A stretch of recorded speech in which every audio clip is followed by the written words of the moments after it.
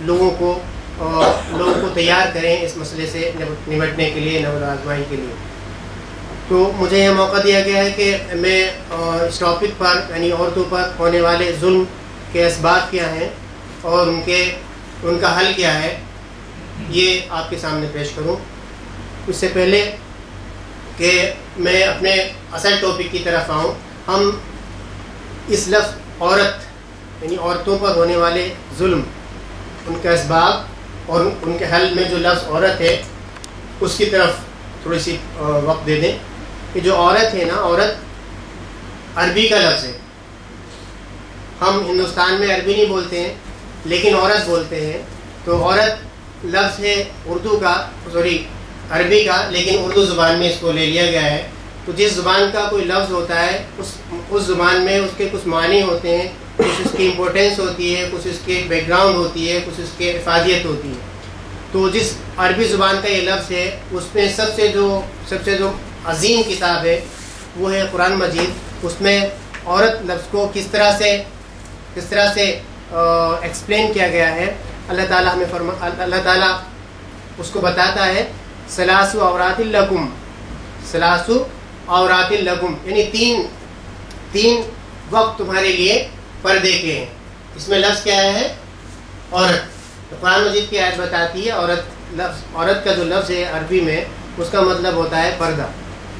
دوسری جگہ جو قرآن مجید میں یہ لفظ آیا ہے اس لفظ میں اس کا مطلب ہے وَإِسْتَأْذِنَ فَرِيقٌ مِّنْهُمُ النَّبِيَّ يَقُولُونَ إِن بِيُوتِنَا عَوْرَةٌ وَمَا هِيَ بِعَوْرَةٍ، یعنی جب ان میں ایک فریق نبی صلی اللہ علیہ وسلم سے یہ کہہ کر رخصت طلب کر رہا تھا کہ ہمارے گھر خطرے میں ہے، وَإِسْتَأْذِنُوا فَرِيقٌ مِّنْهُمُ النَّبِيَّ يَقُولُونَ إِنَّ بِيُوتَنَا عَوْرَةٌ، یعنی ہمارے گھر خطرے میں ہے۔ تو اللہ تعالیٰ فرماتا ہے وَمَا هِيَ بِعَوْرَةٍ، یعنی حالانکہ ان کے گھر جو ہیں وہ خطرے میں نہیں ہیں۔ یعنی عورت لفظ کو دوسرے معنی میں یہاں پر جو استعمال کیا گیا ہے وہ خطرہ ہے۔ ایک تیسرے معنی میں عورت لفظ کا قرآن مجید میں استعمال ہوتا ہے، اس کا مطلب ہوتا ہے پوشیدگی، گوپنیتا جس کو ہم کہتے ہیں ہندی میں۔ لَهُمْ يَظْهَرُوا عَلَىٰ عَوْرَاتِ النِّسَاءِ، لَمْ يَظْهَرُوا عَلَىٰ عَوْرَاتِ النِّسَاءِ، اور جو ابھی عورتوں کی پوشیدہ باتوں سے واقف نہ ہوں۔ یہ مختلف صورتوں کی کچھ آیات میں نے یہاں پر آپ کے سامنے پیش کی تاکہ یہ معلوم ہو جائے کہ جو عورت لفظ ہے، جب ہم عورت بولتے ہیں تو اس کے بیک گراؤنڈ میں اس کے کیا معنی ہوتے ہیں۔ تو یہ عربی لفظ ہے، لیکن پھر ہم جس لفظ کو جب یہاں پر عورت بتایا گیا ہے تو پھر جس کو ہم نے کہا کبھی اس کو پردہ کہا گیا ہے، کبھی خطرہ کہا گیا ہے، کبھی پوشیدگی کہا گیا ہے، تو پھر جو پردہ لفظ ہے، پردہ کیا ہے نا؟ تو پردے کے لیے جس ہم لفظ کو بولتے ہیں اس عربی زبان میں قرآن مجید اس کو کہتا ہے خمر، پردہ کہتا ہے خمر اور جلباب۔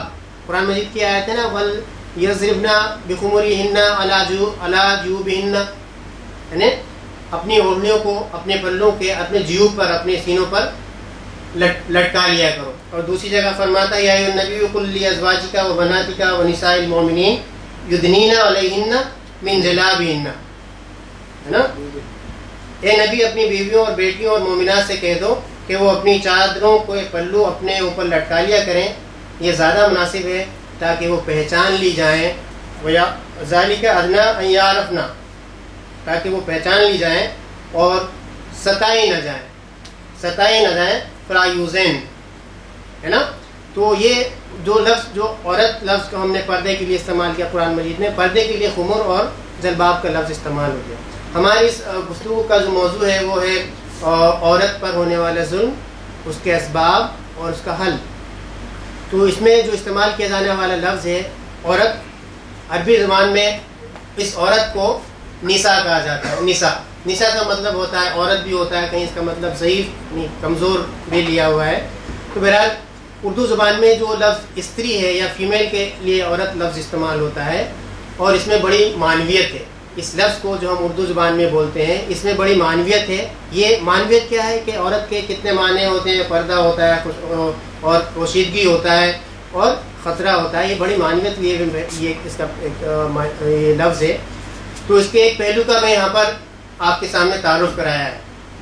بھائیوں، ہمارا جو یہ خالق ہے جس کو ہم اللہ تعالیٰ کے نام سے، رب کے نام سے جانتے ہیں، انسان کو اس نے دو شکلوں میں پیدا کیا ہے. ان کو جوڑے جوڑے بنایا ہے. انسان کو جن دو شکلوں میں پیدا کیا ہے، پوری کائنات ان دو جوڑوں سے، یعنی جوڑوں سے مزین کی گئی ہے. ان میں مرد کو جو تیجسوی بنایا ہے، یعنی اس کو طاقتور بنایا ہے، اس کو زیادہ قوی بنایا ہے، زیادہ عقل والا بنایا ہے، زیادہ فہم بنسبت عورت کے. جبکہ عورت کو کیا دیا گیا ہے؟ حسن دیا گیا ہے، نازکی دی گئی ہے، اور اس کو خوبصورتی دے کر اس دنیا میں بھیجا گیا ہے. انسانی سماج کی جو ابتدا ہے، جو اس کی سٹارٹنگ ہے، آدی کال یعنی بالکل ابتدا سے ہر خوبصورت چیز کو وہ انسان بڑے ناز کے ساتھ رکھتا آ رہا ہے.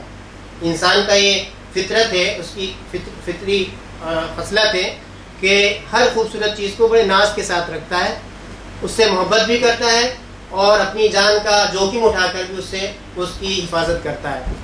یہ میں عورت لفظ کے عورت جس کے اوپر ظلم ہو رہا ہے اس کے تعلق سے میں یہاں پر آپ کے سامنے بیان کرتا ہوں کہ جو نازک ہے، خوبصورت ہے اور جو کمزور ہے، اس کی حفاظت کرنا انسان آج سے نہیں بلکہ اپنی پیدائش سے، آدی کال سے، فرسٹ ڈے سے اس کی حفاظت کرنا، اس کی عزت کرنا، اس سے پیار کرنا، محبت کرنا اپنا جو ہے فرض سمجھتا ہے، کرتویہ سمجھتا ہے. اور جو عورت ہے فطری طور پر خوبصورت ہے اور نازک ہے، اس لیے انسان کا جو یہ تیجسوی روپ ہے، جو قوی اور فراست و فہم میں اس سے زیادہ ہے، تو یہ یعنی مرد اس کی عزت کرنا، اس کو اور اس کی اپنی جان سے زیادہ جوخم اٹھا کر اس کی حفاظت کرنا اپنا فرض سمجھتا ہے. اس سے محبت بھی وہ کرتا ہے، اور عورت کو ہر بد نظر سے بچا کر رکھنا وہ اپنا فرض سمجھتا ہے، اپنی ڈیوٹی سمجھتا ہے.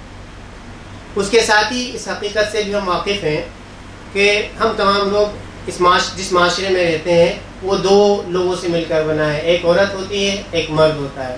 دوسرا یہ جو ہم جس دنیا میں رہتے ہیں اس میں بھی ایک جوڑا ہوتا ہے. ایک سورج ہوتا ہے، ایک چاند ہوتا ہے نا.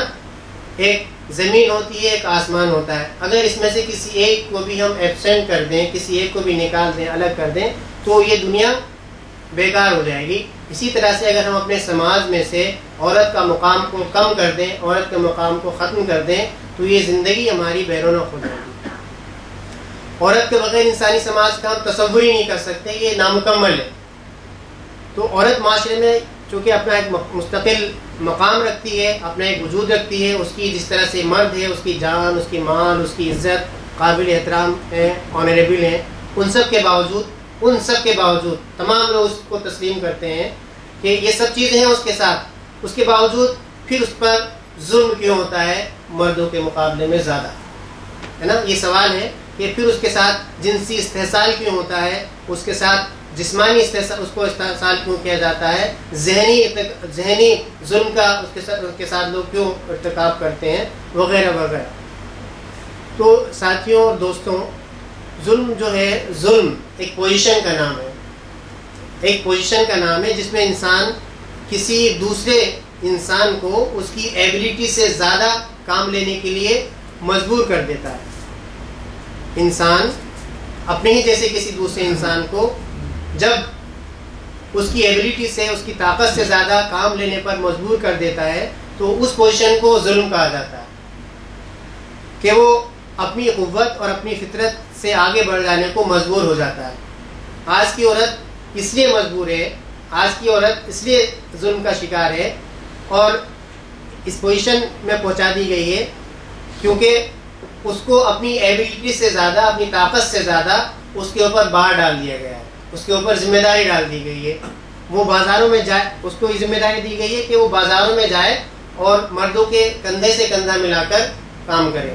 اب تو یہ کندھوں سے کندھا ملا کر بات کرنے والی ہے، یہ تو ادبی الفاظ ہیں، بلکہ پوزیشن یہاں پر پہنچا دی گئی ہے کہ عورت کو اس بات کے لیے مجبور کر دیا گیا ہے کہ بازاروں میں جائے اور مردوں کے کندھوں سے کندھا رگڑتے ہوئے وہ کام کرے.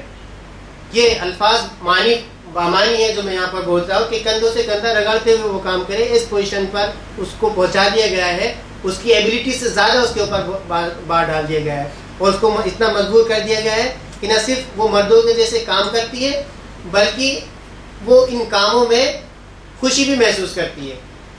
उसको इतना मजबूर कर दिया गया है कि वो मर्दों के बराबर शाना बशाना खड़ी हो, उनके कंधों से कंधा रगड़ाए और इस काम में वो मजबूर कर दी है, बावजूद इसके वो खुश भी हो। ये भी उसके साथ जुल्म है। ये औरत के साथ दूसरा और जुल्म ये है कि जो मर्द जात है, चाहे वो बाप है, चाहे भाई है, चाहे उसका शौहर है, चाहे कोई और दूसरा रिश्ता है, बहरहाल इन दोनों रिश्तों से, इन दोनों सनफ से इंसानी दो जो मॉडल्स हैं, मर्द और औरत, इनके ज़रिए से ही इंसानी समाज वजूद में आता है। और मर्द कहीं ना कहीं औरत का किसी न किसी माने में हमदम है, उसका हमसास है, उसका हमदर्द है, ज़िंदगी में हर वक्त उसका मुआविन है और औरत को आज उसी का कंपटीटर बनाकर खड़ा कर दिया गया है। उसी का कंपटीटर है ना, वो कंपटीटर बल्कि कंपटीटर नहीं बल्कि उसका दुश्मन बनाकर खड़ा किया हुआ है। तो ताज्जुब की ये बात है कि पूरा समाज, न सिर्फ हिंदुस्तानी समाज बल्कि पूरी दुनिया का जो इंसानी समाज है, औरत और मर्द को इस माने में बराबर समझते हैं, यानी हमने औरत को बराबरी का हुकूक दिया है। लेकिन मर्द को इस मजबूर पोजीशन में हम नहीं पाते हैं। कहीं भी हम नहीं देखते कि जितना जुल्म, जितना मजबूर औरत को किया गया है, कहीं मर्द को किया गया है। कि हम कभी देखते हैं कि मर्द ने कभी औरतों के मैदान में एक्सपर्टाइज हासिल करने की कोशिश की है? कि हम देखते हैं, एक्सेप्शनल की बात नहीं कर रहा मैं, इन जनरल काउंट किया जाता है। मर्द कभी भी उन मैदानों में जिनका सनफ नाजुक से ताल्लुक है उसमें महारत हासिल करने की कभी उसने कोशिश नहीं की है। मर्द की जो पोजीशन है इतनी मजबूर नहीं है कि वो घर में रहे, बच्चों की परवरिश करे, चूल्हा खाना बनाए और झाड़ू पोछा लगाए वगैरह वगैरह, और फिर उसमें कहे बड़ा फख्र का काम किया है। कोई शख्स ऐसा अगर काम करता है, वो काम जो मंसूब है औरतों से, तो अगर वो काम करता है तो वो काम तो करता है लेकिन उस पर फख्र तो नहीं करता है ना। लेकिन औरत को इतना मजबूर कर दिया गया है, उसकी एबिलिटी, उससे ज़्यादा इतना काम दे दिया गया है कि वो ये सारे जुल्म भी सहे और फिर उसके ऊपर फख्र भी करे, उसके ऊपर एहसास से सुपीरियरिटी का कॉम्प्लेक्स भी का भी वो शिकार रहे। ये उसके साथ जुल्म है। तो ये वाज़ेह हुआ कि ये सारा का सारा जो औरतों की बराबरी है, औरतों के साथ बराबरी नहीं बल्कि उसको दिया जाने वाला एक धोखा है, एक फरेब है, जो मगरबी दुनिया का, जिसको हम वेस्टर्न वर्ल्ड कहते हैं, हमारी औरतों पर जुल्म है। ये धोखा है और ये मगरबी दुनिया का हमारी औरतों पर जुल्म है। ये ऐसा फरेब है जिसके जाल में हमारी बहन है, हमारी बेटियां, हमारी बच्चियां बराबर फंसती चली जा रही हैं। मैं हिंदुस्तान के पर्सपेक्टिव में बात कर रहा हूँ ख़ास तौर पर, लेकिन ये पूरी इंसानी समाज का ये मसला है। दरअसल आज की औरत को जो बाज़ार में लाना है, आज की औरत के ऊपर जो जुल्म हो रहा है हिंदुस्तान में, जो दिसंबर से इसके ऊपर बहस शुरू हुई है और एक बिल भी पास हो गया है, तो ये जो इंसान की सनफ को, औरत को बाज़ार में लाने का जो मसला है, ये खुद नहीं आ गई है। बाज़ार में मर्दों के शाना बशाना कंधे से कंधा मिलाकर खड़ी होने के लिए खुद उसकी ज़रूरत नहीं थी, बल्कि ये कारपोरेट वर्ल्ड की ज़रूरत थी। कारपोरेट वर्ल्ड की ये ज़रूरत थी कि, और उसकी इतनी अहम ज़रूरत